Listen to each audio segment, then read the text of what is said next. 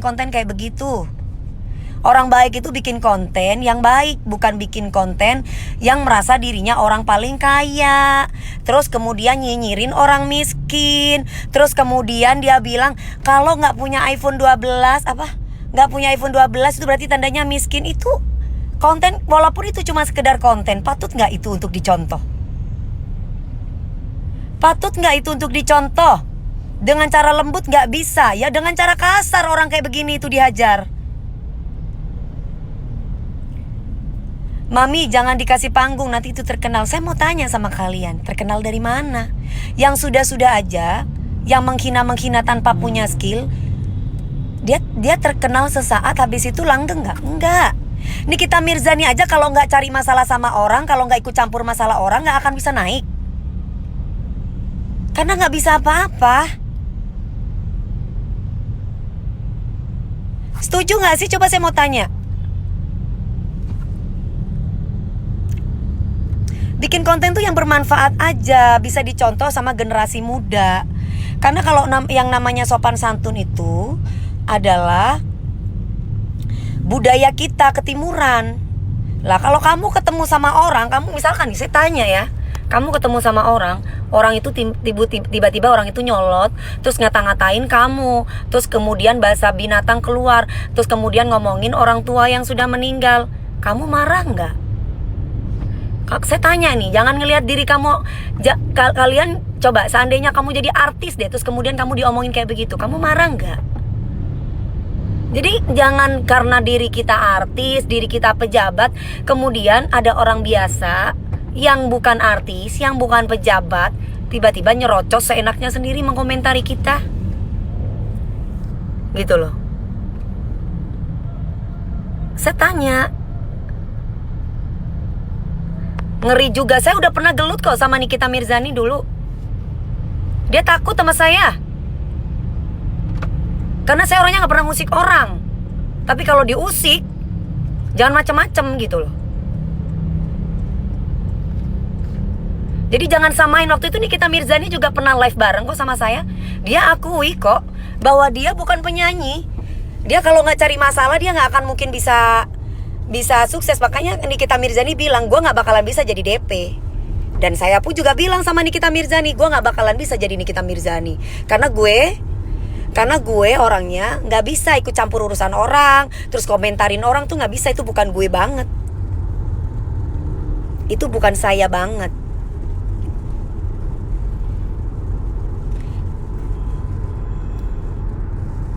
Gitu sih tong derah lo mas. Iya sayangku setong dere. Halo, makanya greget, jangan bangga gitu loh. Ngomentari orang tuh jangan bangga.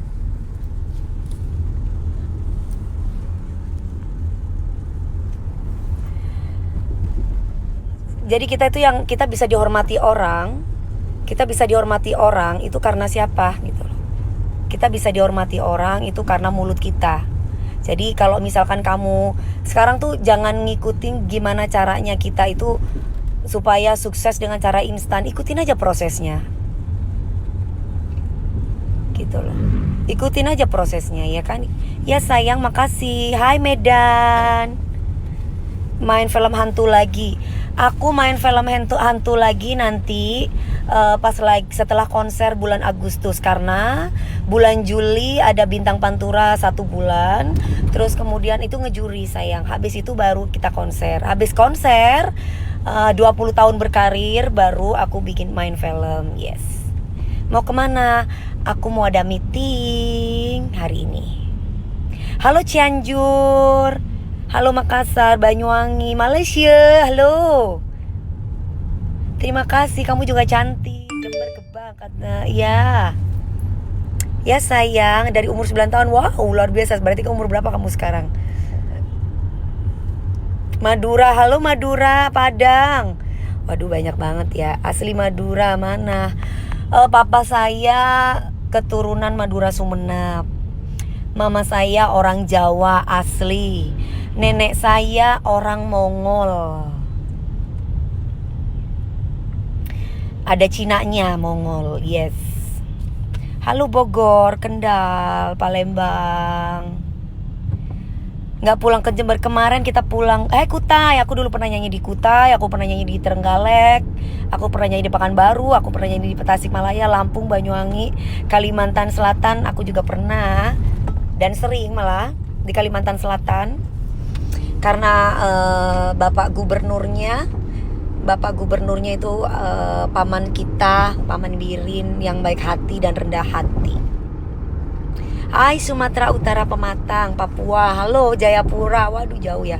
Bali, halo Medan. Buat lagu lagi dong Mbak Dewi. Lagu aku nanti keluar di saat aku konser. Itu ada lagu terbaru aku. Konsernya nanti bulan Agustus. Halo Tegal, Banten, Asem bagus. Aku seneng banget. Oh iya, makasih banget. Lempong, Bondowoso. Hai Kudus, Kak. Hai Kudus, Kendari. Konser di mana? Aku nanti konser bersama video.com insyaallah. Dan juga habis dengan video.com kita akan tur seluruh Indonesia. Nanti mudah-mudahan aku bisa ada di kota-kota kalian bersama video.com. Gak ada rencana ke Padang. Ke Padang insya Allah. Tapi kan lagi kayak begini ya, lagi covid kayak begini. Seandainya pun aku show pasti virtual jatuhnya. Jangan ngurusin hidup orang ya Mbak. Iyalah, hidup kita aja diurusin. Oh ya, rumah masih ngontrak, terus kemudian penghasilan juga kurang. Dia kan berkarya, say. Dia itu diundang di TV pun karena masalah sama Papi Uya Kuya. Kalau misalkan nggak diundang kalau misalkan nggak ada masalah sama Papi Uya Kuya, dia nggak bakalan diundang di TV. Dia kan ngomongin anak gitu, pantas nggak sih dicontoh? Ya, bicara menghina anak kecil, menghina orang tua. Coba Jumatan dulu ya, monggo yang mau Jumatan sayang. Nggak ke rumahnya Denis lagi Kak. Kalau aku ngomong nanti kabur lagi dia. Santai, tiba-tiba ada aja. Pendapat Mami suruh turun dunia entertain. Emangnya dia Tuhan? Dia kan orang sombong. Emang dia Tuhan? Dari dulu mah Dewi Persik, aduh. Dia siapa sih? Pejabat aja banyak dulu, zaman dulu mencekal saya masih bertahan sekarang kok. Alhamdulillah. Kita bukan Tuhan, say. Kita itu apa katanya Tuhan. Rezeki itu tidak bisa dari manusia. Rezeki dari manusia itu datangnya dari Allah, dari Tuhan. Jadi kalau dia itu mau ngetek siapapun, kalau Tuhan berkehendak kun fayakun, itu bakal terjadi. Orang kayak begitu itu adalah orang yang sombong. Makanya dia rumahnya ngontrak terus. Kenapa? Karena dia sombong. Coba kalau dia ibaratnya nggak sombong.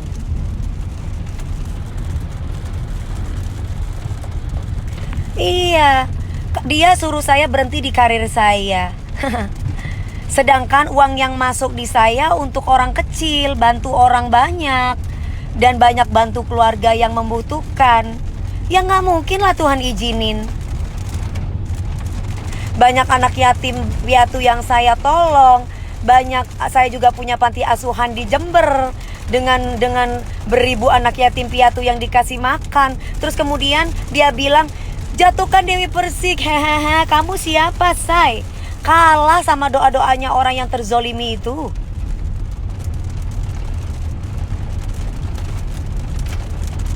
Kalah. Jadi kalau misalkan hanya orang yang cuman, apalagi mendingan ini contoh orang sombong itu mendoakan orang lain itu jatuh. Contoh orang baik itu mendoakan orang lain itu semakin tinggi karirnya, semakin sukses. Makanya doa itu akan kembali kepada diri kita. Doa yang buruk akan kembali kepada yang buruk. Doa yang baik akan kembali kepada yang baik. Jadi kalau ya mungkin karena apa? Saya rasa mau agama manapun mengajarkan kita untuk bisa mendoakan orang lain itu dengan baik.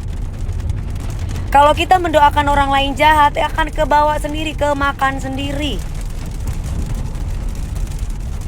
Percaya deh sama saya. Yang contoh yang sudah-sudah deh, yang viral karena menghina orang lain, sampai sekarang punya apa? Yang viral hanya menghina orang lain, mereka punya apa? Saya tanya, contoh deh. Kenapa para legend artis-artis yang zaman dulu para senior itu mereka bisa punya rumah, bisa punya usaha, bisa punya ini, mereka tambah sukses karena mereka berkarirnya itu dengan proses, bukan dengan instan.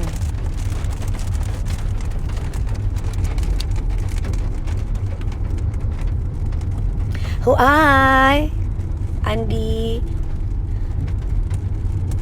dengerin itu biar nggak. Waktu itu dia juga jualan bunga katanya di Pacific Place. Di mananya? Toko aja dia nggak punya. Dia itu cuman di depan, jadi jalanan yang di Pacific Place Mall itu, dia itu cuman di situnya, bukan di tokonya. Gitu aja udah sombongnya minta ampun. Berasa ada di Pacific Place, di mall. Kalau di toko oke lah. Ini loh di pinggirannya, say. Di jalanannya itu loh. Ya Allah. Di situ. Sombongnya udah ngatain orang miskin. Coba ya Allah, nggak gimmick kan? Ya ampun, masa gimmick bawa-bawa orang tua sih? Gimmick kok bawa-bawa anak? Kasihan banget orang tua yang sudah meninggal.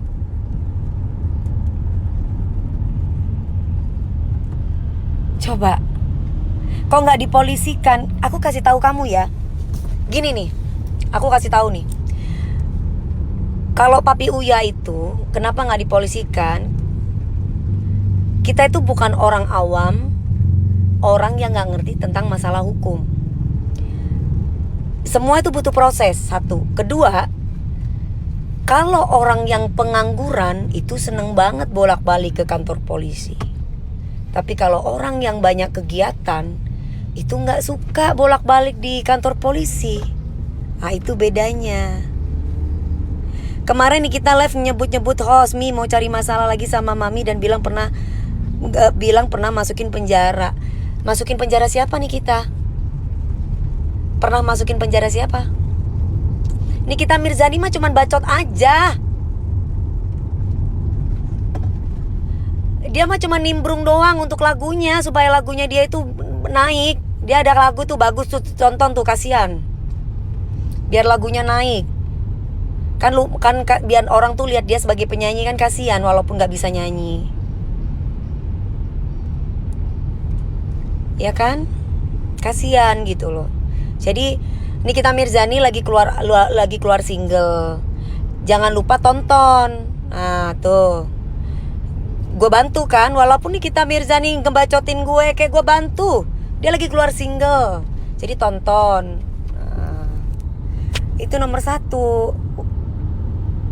Woi tenang, damai, jangan tengkar terus. Nah makanya itu harus bisa perdamaian kemana-mana. Ajarin yang suka bikin keributan itu, supaya dia itu gak kebanyakan bacot. Tapi di situ Nikita mau jokin Mami dan belan.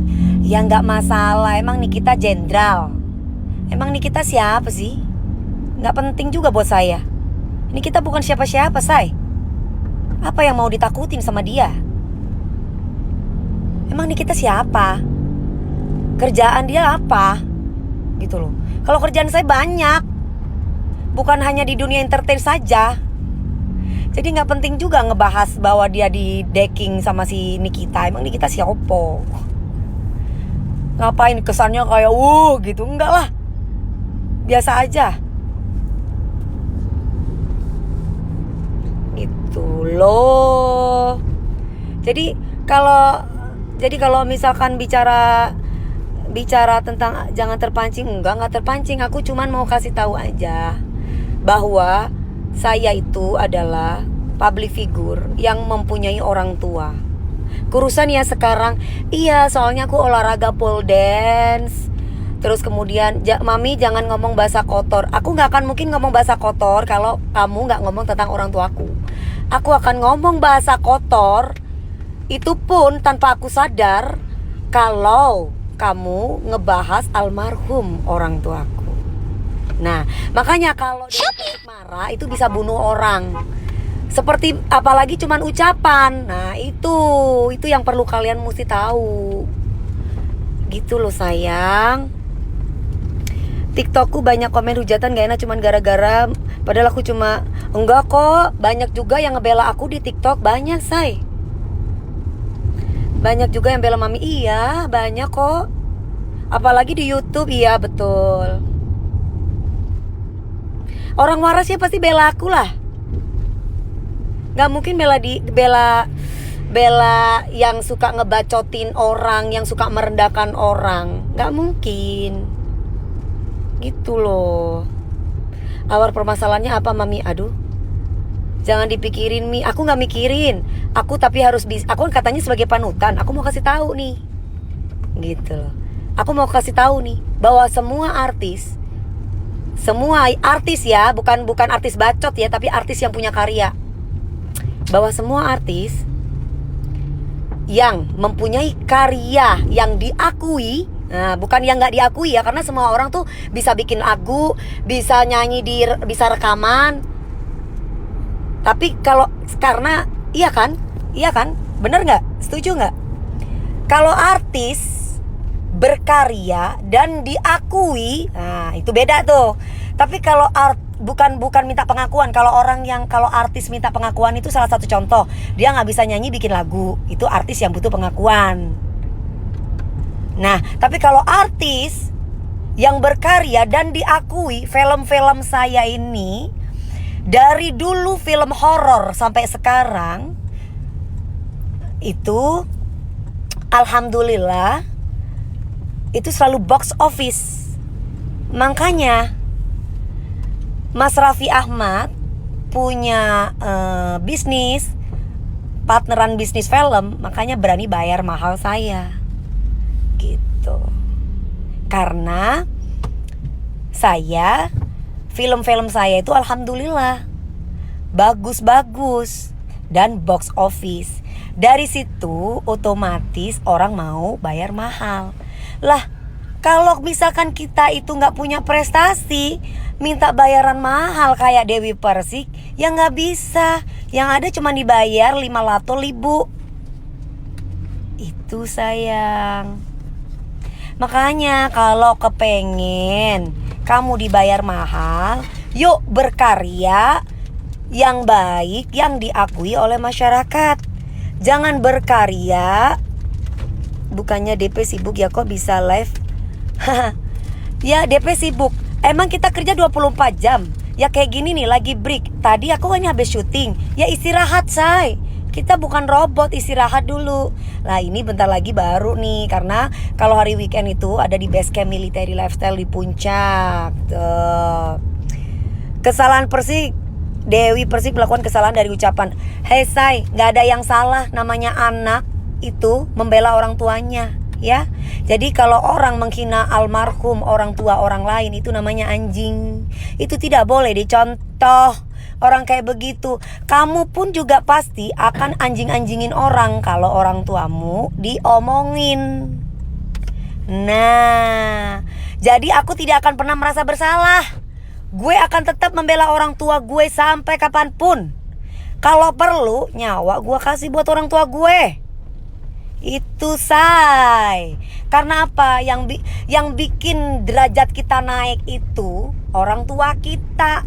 Yang mendoakan kita dari kecil sampai besar itu siapa? Orang tua kita.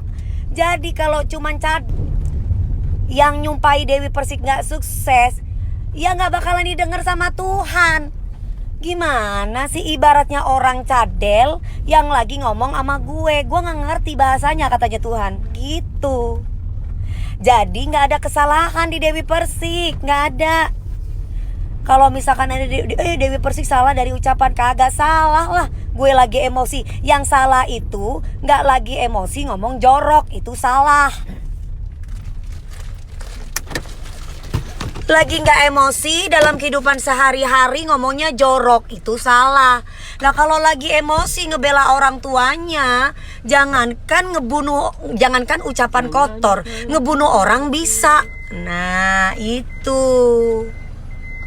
Makanya hati-hati sama orang yang diem. Sekali dia ngebacot, modar gue. Sekali dia datang bukan sosmed, bukan mental sosmed, modar gue. Makane ojo asal ngebacot duwe cangkem, kudu dijogo cangkeme iku. Yo, karena apa? Cangkemmu itu adalah harga dirimu. Kalau kamu nggak kepengen orang lain ngatain kotor ke kamu, kamu jangan ngatain kotor ke orang lain. Gitu. Banyak yang bermuka dua di sini bela mami di konten. Nah, nggak masalah, namanya juga dunia sosmed itu dunia kehaluan. Makanya melihat keberanian seseorang itu harus dengan cara ketemu. Gitu. Ngomongin diri sendiri, ya enggak lah, gue nggak pernah ngomong kotor, makanya Tuhan mengangkat derajatku. Iya dong. Lah kalau misalkan aku dalam kehidupan gue sehari-hari aku ngomong kotor, nggak mungkin gue bisa bertahan sampai saat ini karirnya, say. Dunia sosmed itu dunia tipu-tipu. Makanya kalau pingin lihat keberanian seseorang itu, langsung ketemu sama orangnya. Gitu, hai. Jangan hanya mental sosmed, cuma bisa nyerocos ngomong karepe dewek. Ya mana saya semua TV ngantri, say. Dari MNC TV, dari RCTI, dari GTV, dari Indosiar, dari Trans TV, Trans 7, ngantri semua. Cuman waktunya kan badan saya cuman satu. Saya nggak ada tuh di blacklist TV, nggak ada. Semuanya mau Dewi Persik. Karena Dewi Persik itu menguntungkan buat mereka dan rating. Bukan rating ngebacot, tapi rating karena saya punya skill di dunia entertain. Nah itu loh yang berbeda dari mereka itu, yang ngebela si Dennis dan yang lain-lain. Lah kalau modalnya cuma ngebacot, ikut campur urusan orang, sampai kapan, say? Hidup itu cuma sekali. Jadi nggak perlu bikin sensasi-sensasi kayak begitu untuk menaikkan, untuk supaya laris manis atau dapat endorse. Sampai kapan sih? Gue pertama berkarir dari bintang pentas itu udah terkenal. Dan gue sudah dapat rumah dari bintang pentas loh ya, bukan dari berantem. Bintang pentas itu dulu digandrungi sama para bencong-bencong. Teman-teman saya semua di mana saja di pelosok desa. Saya sang bintang pentas, bekerja bila malam tiba. Itu meledak. Dan akhirnya saya dikontrak di SCTV. Jadi apa? Sang bintang setelah Mbak Inul Daratista. Ketika itu ya, setelah itu saya dikontrak sama MD Entertainment, yaitu sinetron Mimpi Manis selama 2 tahun. Dan ketika itu Mbak Julia Perez menjadi peran pembantu di situ yang ngebantuin kita. Jadi nggak ada tuh yang kayak yang katanya berantem Dewi Persik terkenal. Aku akui orang baik, orang yang gak pernah sekalipun marah gak bisa ditahan. Betul, aku akui orang baik, orang gak pernah ngurusin hidup orang. Kalau sekalinya marah gak bisa ditahan lagi. Setuju. Makanya hati-hati. Hati-hati orang yang pinter, orang yang suka ngomongin orang lain, urusan orang lain. Bacotannya itu kuat, tapi giliran didatangi itu cuma mental sosmed doang. Makanya hati-hati, orang yang diam itu apabila marah iso modiar kon. Sampai kapanpun kamu bakal dikejar.